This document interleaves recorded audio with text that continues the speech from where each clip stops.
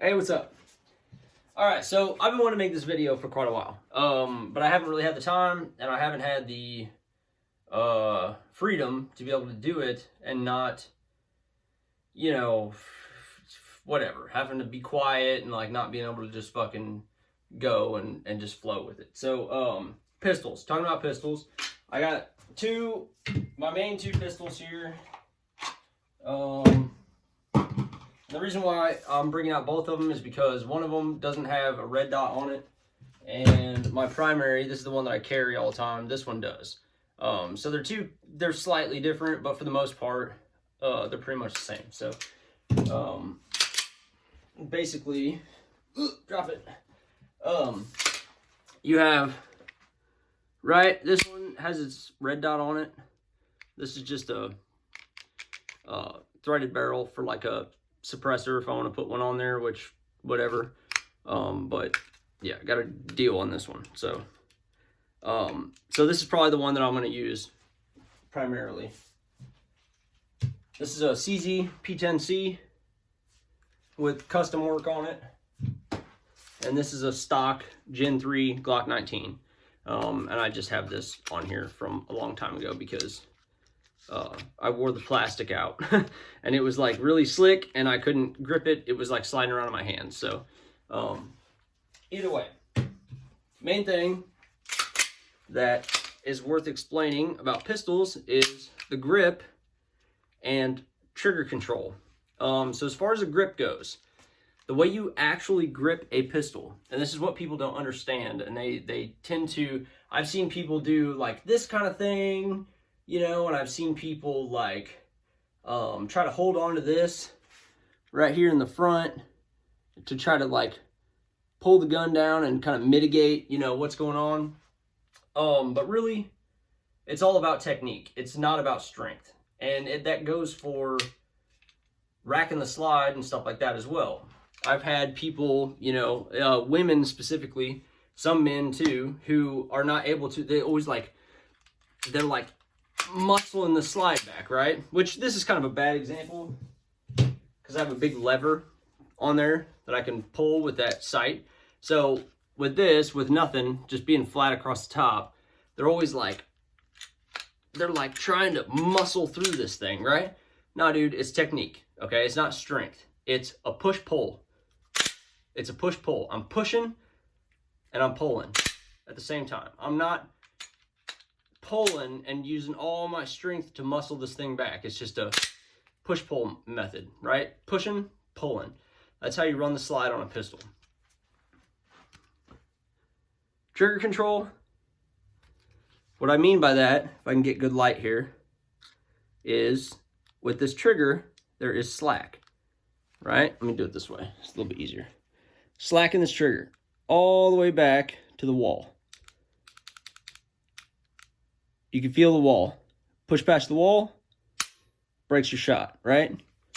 Gun cycles, and then you ease forward, click, there's your breaking point again, right? So the point or the trick is to ride that breaking point. Bang, click, bang, click.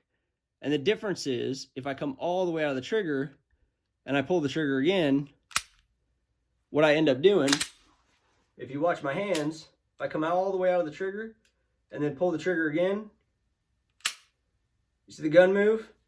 I'm pulling or I'm pushing the gun with my trigger finger, or I'm pulling the gun as I slap the trigger. So the point is, don't slap the trigger, right? So that secret is to ride that breaking point. So now if I take the slack out of the trigger and ride that wall, now all I have to do is, and there's no movement in the gun.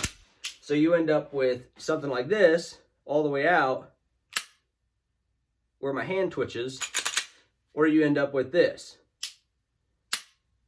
where there's no movement, right? So that's why you'll be shooting and all of a sudden you'll see beep. You'll see like your shots fucking go, usually it's down and to the left. And the reason why is because whenever I pull that trigger, I'm flinching. And I'm doing one of these, right? One of those. Obviously, that's exaggerated, but you know what I'm saying? Whenever I'm pushing that gun down. And there's also a thing called shot anticipation, which, unfortunately, what you're dealing with is you're dealing with a fucking explosion going off in your face. So your natural physiological response is to try to get away from it, or to try to mitigate that explosion automatically by pushing against it when you think it's going to go off. You're anticipating the shot, and your body's going to naturally try to push against that force that you already know is coming back, straight back at your face. That's something that's really hard to get over. In fact, if I haven't shot in a long time, I'll go out to the range and I'll still catch myself flinching. I'll still catch myself anticipating that shot. And I have drills to try to mitigate that. Basically what you do is you take, right? Like you give me the gun and I'll load, I don't know, whatever. I'll load 3 rounds in there and hand it to you and say it's full. Or there's these little things you can buy called dummy rounds that you can scatter throughout your magazine, that whenever you shoot, you just get a click. It's not a real bullet, right? But it's loaded in your magazine as if it's a real bullet. So what you'll end up with is you'll see people go boom, boom, boom, and then all of a sudden they'll hit that dummy round and you'll watch the muzzle of their gun go like that, because they're automatically anticipating that shot. So the whole point is to kind of try to make you be real zen with it and be real like, I don't care that this is happening. And each shot be deliberate so that even when you run into that dummy round, you still end up with a click, but you end up with a flat muzzle where it doesn't fucking move. You see what I'm saying? So that's trigger discipline, is ride that wall and try to mitigate shot anticipation as much as possible. And that is something that only comes with shooting a lot, to where your body no longer creates this physiological fucking defense mechanism against this explosion going off in your face, because it's used to it. It's not a big deal. And it knows that it's not harmful and it's not startling anymore. And, you know, that's like people will pull the trigger at a range and everybody jumps. But then you got this one guy who's like, boom! And he's like, doesn't flinch at all, whatever. That's from being at the range a lot. And your body's like, yeah, I don't care. I already know what the sound is and it doesn't startle me anymore. That kind of thing. It's the exact same concept. So, as far as the grip of a pistol, how do you grip a pistol? Well, this right here is called the beaver tail. Well, that's what I call it anyway. I don't know if that's actually what it's called, but I call it the beaver tail, right? It's that this notch right here. So what is happening when you're shooting this gun, an explosion's going off right here, this big heavy slide, which is actually the heaviest part of the pistol, is coming back, right? And when it comes back, obviously it generates recoil, but so does all the dissipation of that pressure coming back that's forcing the slide to go back, right? The explosion going off. So you have the recoil, but what would be better to you trying to manage an explosion that's happening at the top of the gun? Would it be better to hold the gun down here? Or would it be better to get as high as possible on this motherfucker so that whenever it goes back, you have leverage up high, right? So you want to get as high on the gun as you possibly can. And then when you do that, grip the gun, right? Get deep in your pocket, right here. So whenever I grip this gun, I'm not just grabbing it, you know, like this. I'm getting as deep as possible. So I'll go high on the pistol, and then I'll actually stretch my fingers out and wrap them around so that the contact points here are as high on my finger as I can possibly get them. So they're real high. It's sunk, dude. And as soon as you grab a hold of a gun like that correctly, you'll be like, oh my God, yeah, this feels way different than just grabbing a hold of it or leaving a little gap in the beaver tail like that or whatever else, right? Whenever you grab a gun with your dominant hand correctly, it's like it's locked into place. That's kind of that's what you're looking for. And then you have all this empty space right here, right? Which leads me to something called the path of least resistance. When this explosion goes off, all this energy needs to be dissipated. Well, physics says that it is going to find the path of least resistance. It's going to find the weakest point in your grip to escape from. That's where it's going to go. It's not going to dissipate through the strongest part of your grip, up top, up here. It's going to escape anywhere where there's a weak point. Any place in this grip right here that doesn't have a solid foundation is the weak point. So it's going to escape out of through the path of least resistance. So that's on the left side of the gun, right? So if my grip over here is weak, what you end up with is one of these, right? You end up with this. Instead of what you want is you want somebody to be shooting and you want this slide to zip back and forth like a sewing machine, just flat. Just keep the muzzle as flat as possible to where that recoil is just zipping the slide back and forth and it's not doing this shit, right? Because when you do that, now you lose your sight picture and your follow-up shots. Now I can't see my follow-up shots. So you want this to stay as flat as possible. So the only way to do that is to eliminate any paths of least resistance. You want equal tension around this gun in all places that the energy might try to escape. So in order to do that, once you have your solid grip here, high on the beaver tail here, right? What you're left with is this. Now, if I were to shake your hand with my left hand, but still shake your hand, hold your hand out like that, it fits perfectly into the gap. What you have is you have both thumb knuckles at the base of your hand right here meeting together, right? That fills that gap in entirely. Wrap your fingers around and push your thumbs forward. And now what I have is I have a solid grip. Now I'm not squeezing the fuck out of this gun, because if I do, what that does is I lose the dexterity in my trigger finger. So now if I squeeze the fuck out of this gun, okay, yeah, the recoil, it's not going to go anywhere, but guess what? My fucking trigger finger is twitching like a bitch because I'm straining and shaking, and I'm going to end up doing one of these again by pushing or pulling the gun with my trigger finger. It's not going to be a real smooth, crisp break, right? So I need to keep the dexterity in my trigger finger, all while keeping all paths of least resistance covered in this grip. And really all that is technique. It's not strength, just like racking the slide. We're not muscling through this bitch. We're not squeezing the fuck out of this bitch. It's equal pressure, right? It's technique.